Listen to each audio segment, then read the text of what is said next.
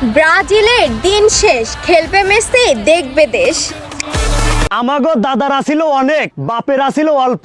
আমরা যারা Brazil supporter, আমাগো আছে খালি বড় গল্প। এই ব্রাজিলটাকে নিয়ে আমাদের মাঝে যতটা কৌতূহল কাজ করে, ততটা আমরা কখনো ভাতও খাই না। এই ব্রাজিলের খেলা যখনই অনুষ্ঠিত হয়, তখনই আমাদের খাওয়া দাওয়া, নাওয়া, ঘুম সব হারাম হয়ে যায়। অনেকে তো এমনও সাপোর্টার আছে, যদি তার সেদিন বিয়ে থাকে আর ব্রাজিলের খেলা থাকে, ওই বিয়ে না করতে গিয়ে খেলা দেখতে যায়। কিন্তু বিনিময়ে প্রত্যেকটা বার এই ব্রাজিল আমাদের মতো সাপোর্টারদেরকে কি দেয়? এই ব্রাজিলের যেন কোয়ার্টার ফাইনালে বাদ পড়া একটা অভ্যাসে পরিণত হয়েছে।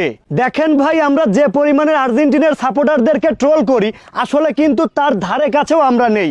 এই যে আমাদের যে আলিসন বেকার, সে নাকি বিশ্ব সেরা গোলকিপার। আমার তো মনে হয় না আর্জেন্টিনার যে একটা বাজ পাখি রয়েছে, ওই বাজ পাখির ধারে কাছেও নেই আমাদের আলিসন বেকার। অথচ বিশ্ব সেরা গোলকিপার উপাধি লাভ করেছেন আমাদের আলিসন বেকার।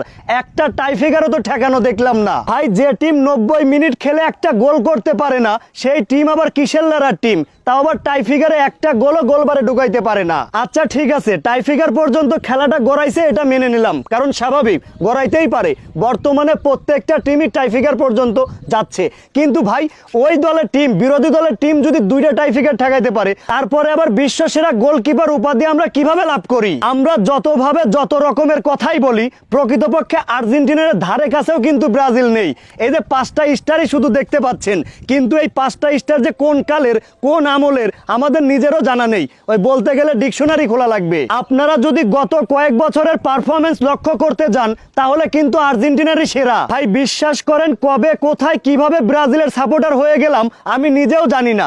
ওই আমলে 5টা স্টারের লোভ ধরাইছিল আমার মামারা, যে কারণে আমি ব্রাজিল হয়েছিলাম। এখন আমার মনে হচ্ছে এবিট ডেবিট করে আমি আর্জেন্টিনারে যোগ দেই। সত্যি কথা ভাই, বিশ্বাস করেন, যদি নিয়ম থাকতো, প্রয়োজনে আমার 8-10 হাজার টাকা খরচ হলেও এবিট ডেবিট করে আমি ব্রাজিল থেকে নাম কেটে দিয়ে আর্জেন্টিনার নামটা লেখাইতাম। কিন্তু এখন যদি লেখাই, তাইলে তো দিবে আমারে ধরে ঠাপ। ওই যে একটা কথাই আছে না, আমাগো দাদার আসিল অনেক, বাপের আসিল অল্প। আর আমরা যারা ব্রাজিল সাপোর্টার, আমাগো আছে খালি সাগুয়া ভরা গল্প। আছে একটা নেইমার, যে জীবনে খেলতে পারে না, প্রত্যেকটা ম্যাচে ওর ইনজুরি থাকেই। ও কিসেলার প্লেয়ার, ও নাকি 10 নম্বর জার্সিওয়ালা প্লেয়ার, ও নাকি ডিমান্ডেবল প্লেয়ার। একটা ম্যাচও খেলতে পারে না, একটা টিমও খেলতে পারে না। পুরো কোপা আমেরিকা ইনজুরি, মানে প্রত্যেকটা ম্যাচেই ও ইনজুরি। তাহলে ও খেলে ডাকি? এই যে মেসি 10 নম্বরের জার্সি আর্জেন্টিনা, জীবনে তো দেখলাম না ইনজুরি হয়ে পড়ে রলো। ও কি কম খেলে? ও কি কম খেলে আর বলেন তো? হ্যাঁ, যদিও সে টাইফিগার মিস করছে, আনফর্চুনেটলি 2-1টা টাইফিগার মিস হতেই পারে, কিন্তু তাই বলে এই মেসিকে দেখলাম না কোনো ম্যাচে সে ইনজুরি হয়ে পড়ে রলো। আমাকে আছে একটা লেরার নেইমার, জুনিয়র নেইমার, প্রত্যেকটা ম্যাচেই তার ইনজুরি থাকেই, সে যেন খেলতে পারে না। ভাই মনে হচ্ছে এই ব্রাজিলের গেঞ্জিটা খুলে পানিতে ফালাইয়া দেই। মানে এমনিতেই তো 7 আপের জ্বালা, তারপরে আবার সেই প্রত্যেকটা বার ম্যাচ হারা, কোয়ার্টার ফাইনালে গিয়া। ভাই এই টিমে আর থাকতে চাই না, এই সাপোর্টই আর করতে চাই না। বিশ্বাস করেন, অনেকে বাজে মন্তব্য করতে পারেন, কিন্তু আমার মনে হচ্ছে আমি প্রকৃতপক্ষে ব্রাজিল থেকে আমার নামটা কেটে দেই। আমার এই ব্রাজিল আর ভালো লাগে না, আমি এখন আর্জেন্টিনার সাপোর্টার। আমি আজকে ঘোষণা দিলাম, আনুষ্ঠানিকভাবে ঘোষণা দিয়ে দিলাম, আজকের পর থেকে আমি আর্জেন্টিনার সাপোর্টার।